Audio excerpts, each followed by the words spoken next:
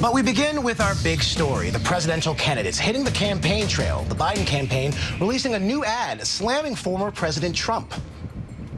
This election is between a convicted criminal who's only out for himself and a president who's fighting for your family.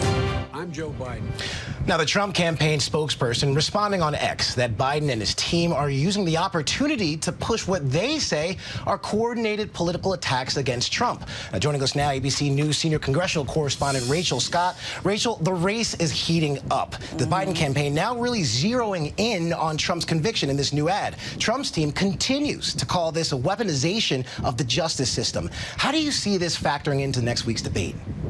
Yeah, look, the contrast here is on full display, and this ad is really the sharpest attack yet that we have seen President Biden's campaign unleash, and it does come at a critical time because, like you said, believe it or not, we are just 10 days away from the very first debate. This debate happening earlier than it usually does in presidential election cycles, and so the big question heading into this is how much is President Biden really going to lean into the fact that Donald Trump will be appearing on this stage as a convicted felon? Convicted on 34 counts of falsifying business records. How hard is he going to go after the former president because of those charges against him, those ongoing investigations that are still playing out with the months to go until the election? That is the big question heading in here. But if this ad tells us anything, it seems like President Biden might be leaning into that more and more. One thing is very clear. He has tried to just really draw this very sharp contrast between how the former president views the judicial system, accusing the Justice Department of weaponizing the judicial system against him, and President Biden calling that dangerous, saying that verdicts should be respected. And obviously there's that clear contrast in how he handled his own son's guilty verdict, Ike. Rachel, now that the first presidential debate is just 10 days away, CNN, they're unveiling the rules of the night, including no opening statements and muting microphones when it's not their turn to speak. What else are we learning about what the night will look like? Yeah, muted microphones and also no audience, which is going to be something that's going to feel a lot different, not only for the two men that will be up on the debate stage, the two candidates that will be going head to head during this debate, but also for the viewers as well. We have seen former President Donald Trump really feed off of the energy of having a live audience during some of these town halls, even President Biden getting that round of applause when they deliver that zinger line. Well, guess what? That is not going to be happening. Another key thing, you already mentioned it, Ike, the muted microphones. Look, we all remember how this played out last time. This is, of course, a rematch, and you had these two candidates at the time. They were shouting over each other, and so those muted microphones will help a lot, certainly for the moderators trying to keep everything under control because things can get pretty heated on that debate stage. Now, today, we saw President Trump meet with House Speaker Mike Johnson, reiterating that the Republican Party is united. Right now, over the weekend, Trump made a campaign stop at a black church in Detroit with hopes to drum up support within the black community.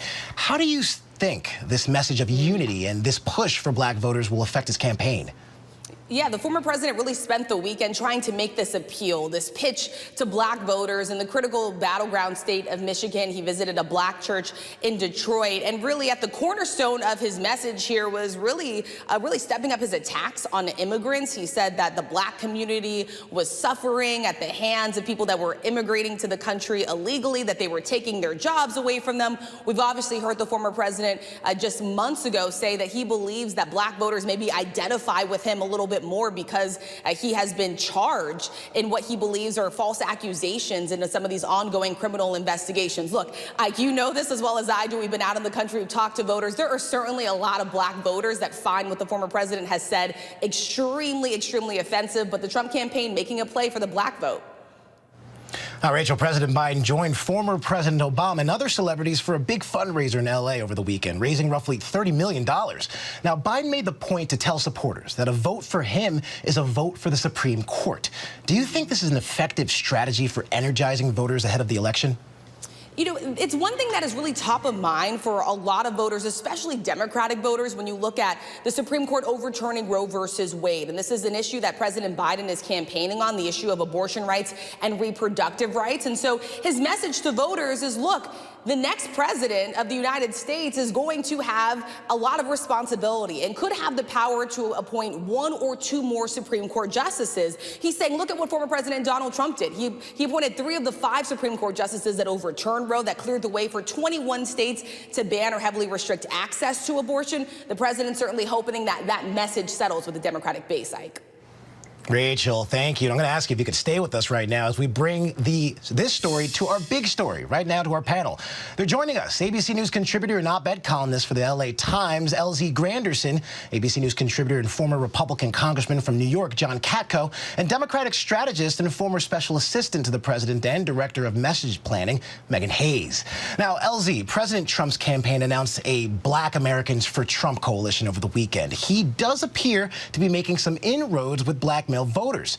Do you see this working with voters that might still be on the fence? I think we're conflating 2 phenomena that are happening. You know, he's appealing, he being Trump, is appealing to a version of masculinity of which some black men can identify with. I think that's very different than saying Trump is introducing or presenting policies that are attractive to the black community or attractive to black men. I think they're attractive to the image of which he is presenting of strength that a lot of people are attracted to. And we've seen tons of celebrities and athletes, and as well as other elected officials, talk about this issue of trying to rediscover what it means to be a man in America. And for some black men, that is Trump.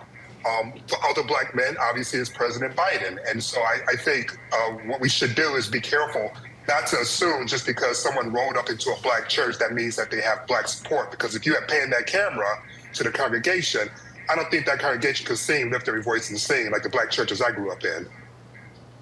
That's right. Now, John, former President Trump continues to argue for presidential immunity. Now, the Supreme Court will likely decide on this soon. How consequential is this decision as we look ahead to the November election? Well, I think it's very consequential for the election, obviously. But, you know, more importantly, it's consequential for the long-term viability of the executive branch. I mean, if there's blanket immunity for anything a president does, I think like they asked in court during the hearings, they said, the president orders the assassination of his rival. Is that immune as well? Absolute immunity, I don't see happening. Some form of limited immunity, perhaps, but it is a consequential ruling. It could have an impact on the election, but I don't think that's anywhere near the most serious impact that the election is going to have. There's too many other intangibles out there right now. Now, Megan, Biden said over the weekend that the scariest thing of another Trump term is potentially bringing in more conservative Supreme Court justices. Biden went further, calling the Supreme Court out of kilter and saying the fact of the matter is that this has never been a court that has been this far out of step. This was a strong rebuke of the nation's highest court. What do you make of that?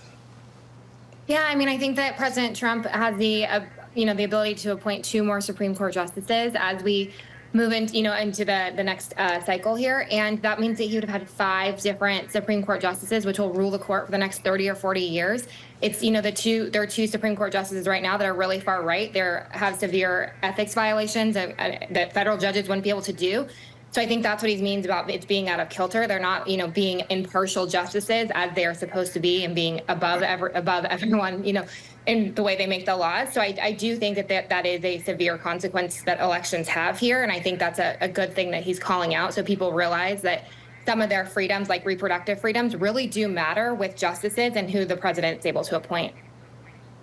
And Rachel, over the weekend, Republicans attended the yearly Turning Point USA conference. Now, one of the main talking points throughout the convention was election denialism and the idea that Republicans need to protect or guard the vote. What has been the reaction to this? Yeah, well, Democrats are saying this is a serious warning sign, and they are urging people to pay attention to what was said at this Turning Point conference, which, by the way, the founder of this organization is someone that has pushed racist and anti-immigrant comments. You had Steve Bannon, who's a close ally to the former president, up on this stage warning victory or death, talking about what would happen potentially if Donald Trump does not win the 2024 election, really repeating some of these claims that we saw on the lead up to the 2020 election in January 6th. And so Democrats today heeding that warning, saying that those comments that were made on that stage should be taken very, very seriously, Ike. LZ, John, Megan, and Rachel, thank you all very much.